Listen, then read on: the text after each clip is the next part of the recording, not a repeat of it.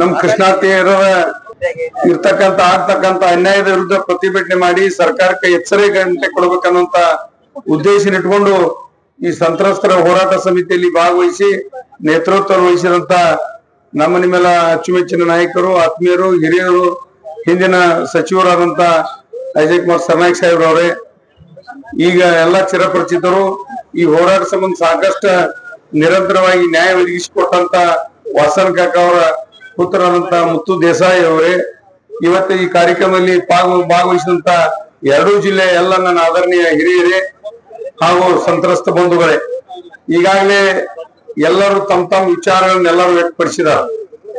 ಒಂದ ಬೇಡಿಕೆ ಏನಪ್ಪಾ ಅಂದ್ರ, ಹಿಂದೆ ಏನ ನಾವು ಆಗಿರ್ತಕ್ಕಂಥದನ್ನ ಚರ್ಚೆ ಮಾಡೋಗಿಲ್ಲ, ಮುಂದೆ ನಮಗೆ ಏನು ಬೇಕಾಗಿತ್ತು ಅನ್ನೋದನ್ನ ಚರ್ಚೆ ಮಾಡೋಂತ ವಿಚಾರ ಎಲ್ಲರೂ ತಿಳಿಯೋಗೈತಿ. ಹಿಂದ್ ಸಾಕಷ್ಟು ವಾಸನ್ ಕಾಕಾರ ನೇತೃತ್ವದಾಗ ಹಮ್ಮಿಕೊಂಡಂತ ಬೇಡಿಕೆಗಳ ಎಲ್ಲ ಈಡೇರಿದಾವ. ಕೆಲವೊಂದು ಇನ್ ಕಡೆ ಹೇಳಿದ್ರಾವ್, ಯಾಕಂದ್ರೆ ಈಗ ಸರ್ಕಾರದ ನೌಕರಿಗಳು 5% ನೌಕರಿ ತುಂಬತಕ್ಕಂತ ಸಂದರ್ಭ ಬಂದ್ರಾಗ 36% ಇದ್ದವ್ರು ಸಹಿತ ನೌಕರಿ ಆಗಿದ್ದಾರೆ. ಯಾಕಾಗಿರಪ್ಪ ಅಂದ್ರೆ ಈ ಸಂತ್ರಸ್ತರೊಳಗೆ 5% ಒಳಗಿದ್ರು ಅಂತ ಕಾರಣಕ್ಕೆ. ಇವತ್ತು ಹೆಚ್ಚಿನ ಅನ್ಯಾಯ ಏನಾಗ್ಲತ್ತೈತಿ ಅಂದ್ರೆ ನಮ್ಗೆ ಇದು ಎರಡೂ ದಂಡಿ ಬಲದಂಡಿ, ನಮ್ ಘಟಪ್ರಭಾ ಇರ್ಬೋದು ಮತ್ ನಮ್ದ ಕೃಷ್ಣ ಇರ್ಬೋದು, ಇಲ್ಲಿ ಇರ್ತಕ್ಕಂತ ಭೂಮಿಯನ್ನು ಡೆವಲಪ್ಮೆಂಟ್ ಮಾಡ್ಲಿಕ್ಕೂ ಆಗವಲ್ದು, ಅದ್ರ ಜೊತೆಗೆ ಅದನ್ನ ಬಿಡ್ಬೇಕಂದ್ರೆ ಅದು ಸಾಧ್ಯ ಆಗವಲ್ದು. ನಾವ್ ಏನಾದ್ರು ಡೆವಲಪ್ಮೆಂಟ್ ಮಾಡ್ಬೇಕಾಗಿತ್ತಂದ್ರ ನಮ್ ನೀರಾವರಿ ನೀರ್ ನಿಲ್ಲಂಗಿಲ್ಲಪ್ಪ ಅಂತ ನಮ್ಗೆ ವಿಚಾರ ಇದ್ದಾಗ ಅದನ್ನ ಡೆವಲಪ್ಮೆಂಟ್ ಮಾಡ್ತಕ್ಕಂತ ವ್ಯವಸ್ಥೆ ಎಲ್ಲರೂ ಪಡ್ಕೋತೀವಿ.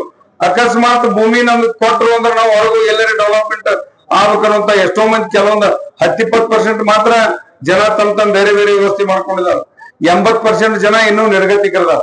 ಅದಕ್ಕೆಲ್ಲ ಮುಂದಿನ ದಿನಮಾನದೊಳಗ ಸರ್ಕಾರ, ಯಾವುದೇ ಸರ್ಕಾರ ಇರ್ಬೋದು, ಇವತ್ತು ನಮ್ ಸರ್ಕಾರ ಐತಿ, ಹಿಂದ್ ಮತ್ತೊಂದು ಸರ್ಕಾರ ಇರ್ಬೋದು, ಮುಂದೆ ಬೇರೆ ಬೇರೆ ಏನು ಸರ್ಕಾರಗಳು ಇದ್ರು ಸಹಿತ ಎಲ್ಲಾ ಸರ್ಕಾರಗಳನ್ನ ಇಂದ ನಮಗೆ ಸಂತ್ರಸ್ತರಿಗೆ ಅನ್ಯಾಯ ಆಗೈತೆ ಅನ್ನುವಂತ ಕೂಗ ಎಲ್ಲಾ ರೈತರೊಳಗೆ.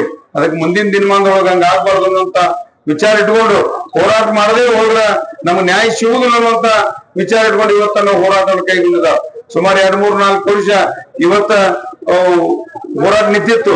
ಇವತ್ತ ನಮ್ಮ ದನಿಯರಾಗ್ಲಿ ಅಥವಾ ಮುತ್ತು ದನಿಯರಾಗ್ಲಿ ಅವ್ರು ಕೂಡ್ಕೊಂಡು ಎಲ್ಲಾ ತಾಲೂಕುಗಳಿಗೆ ಅವ್ರ ತಂಡವನ್ನ, ಯಾಕಂದ್ರೆ ಇನ್ನೂ ಅನೇಕ ಎಲ್ಲ ಅವ್ರ ಸಹಕಾರ ಇರ್ತಕ್ಕಂತ ಎಲ್ಲ ಬಹಳ ಜನ ಅವ್ರೆಲ್ಲಾರು ಸೇರ್ಕೊಂಡು ಎಲ್ಲ ನಮ್ಮ ಮುಧೋಳ ಇರ್ಬೋದು, ಜಮಖಂಡಿ ಇರ್ಬೋದು, ಬೀಳಗಿ ಇರ್ಬೋದು, ಅಥವಾ ಬಬಲೇಶ್ವರ ತಾಲೂಕು ಇರ್ಬೋದು, ಇಲ್ಲಿರ್ತಕ್ಕಂಥ ಕೋಲಾರ ಇರ್ಬೋದು, ಎಲ್ಲಾ ಬಸವನಗುಡಿ ತಾಲೂಕು ಇರ್ಬೋದು, ಎಲ್ಲಾ ತಾಲೂಕಿನ ಮುಖಂಡರ ಭೇಟಿಯಾಗಿ ವ್ಯವಸ್ಥಿತವಾದಂತ ಈ ಒಂದು ಹೋರಾಟವನ್ನು ಹಮ್ಮಿಕೊಂಡಿದ್ದಾರೆ. ಈ ಹೋರಾಟಕ್ಕೆ ಜಯ ಸಿಗ್ಬೇಕಾಗಿತ್ತಂದ್ರ ಅವ್ರ ಅಷ್ಟ ಮುಂಚಿನಲ್ಲಿದ್ದಂತ ಅವ್ರ ಕೂತ್ರ ಆಗುದಿಲ್ಲ. ಎಲ್ಲರೂ ಅವ್ರಿಗೆ ಸಹಕಾರ ಮಾಡಿ ಅವ್ರ ಜೊತೆ ಕೈ ಜೋಡಿಸಿದಾಗ ಮಾತ್ರ ಇದು ನ್ಯಾಯ ಸಿಗ್ಬೇಕಾಗ್ತದೆ. ಅಥವಾ ಇಲ್ಲಿ ಯಾರ ಸಂಬಂಧ ನಾವು ಹೋರಾಟ ಮಾಡಕತ್ತಿದಿಲ್ಲ, ನಮ್ಮ ಸಂಬಂಧ ನಾವು ಹೋರಾಟ ಮಾಡ್ಕೊಳಕತ್ತೀವಿ, ನಮ್ಮ ಭೂಮಿಯನ್ನು ನಾವು ಕಳ್ಕೊಳಕತ್ತೀವಿ. ಅದಕ್ಕೆ ನಮಗ್ ಪರಿಹಾರ ಸಿಗ್ಲಿ ಅಥವಾ ಮುಂದಿನ ದಿನಮಾನದೊಳಗೆ ಸರ್ಕಾರ ಯೋಗ್ಯ ಪರಿಹಾರ ಕೊಟ್ಟು ನಮ್ಮನ್ನ ಮುಳುಗಡೆ ಸಂತ್ರಸ್ತರಿಗೆ ಅನ್ಯಾಯ ಏನ್ ಮಾಡ್ತದೆ, ಅನ್ಯಾಯ ಆಗ್ಬಾರ್ದು ಅನ್ನೋ ವಿಚಾರ ಇಟ್ಕೊಂಡು ಹೋರಾಟ ಮಾಡ್ತಕ್ಕಂಥವ್ರಿಗೆ ನಾವು ಸಂಪೂರ್ಣ ಬೆಂಬಲ ಇದ್ರೆ ಮಾತ್ರ ಸಾಧ್ಯ ಆಕತಿ. ಇದೇ ಮಾತಾಡ್ತಕ್ಕಂಥ ಎಲ್ಲಾ ನಾಯಕರು ಮಾತಾಡ್ರಿ, ಮಂಡ್ಯದೊಳಗೆ ಹೆಂಗ್ ಮಾಡ್ತಾರ, ಕಾವೇರಿ ಹೆಂಗ್ ಮಾಡ್ತಾರ, ಅಥವಾ ನಾವು ಇರ್ತಕ್ಕಂಥ ಪಂಜಾಬ್ದವ್ರು ಯಾವ ರೀತಿ ಪಂಜಾಬ್ ಬಿಹಾರದವ್ರು ಯಾವ ಟೈಪ್ ಮಾಡ್ತಾರ ಅನ್ನೋದನ್ನು, ಆ ಶಕ್ತಿ ನಮ್ಮಲ್ಲಿ ಇಲ್ಲಂದ್ರು ಸಹಿತ ಆ ಶಕ್ತಿ ತಗೋಬೇಕಾಗೈತಿ.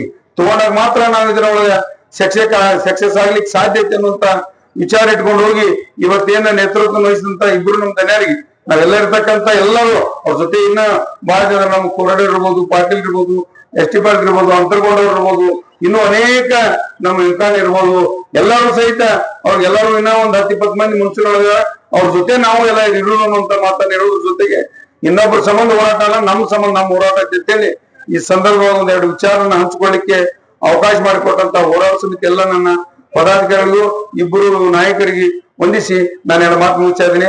ಜೈ ಹಿಂದ್, ಜೈ ಕರ್ನಾಟಕ. ಬೇಕೇ ಬೇಕು, ಎಲ್ಲಿಯವರೆಗೆ ಹೋರಾಟ, ಯಾತಕ್ಕಾಗಿ ಹೋರಾಟ.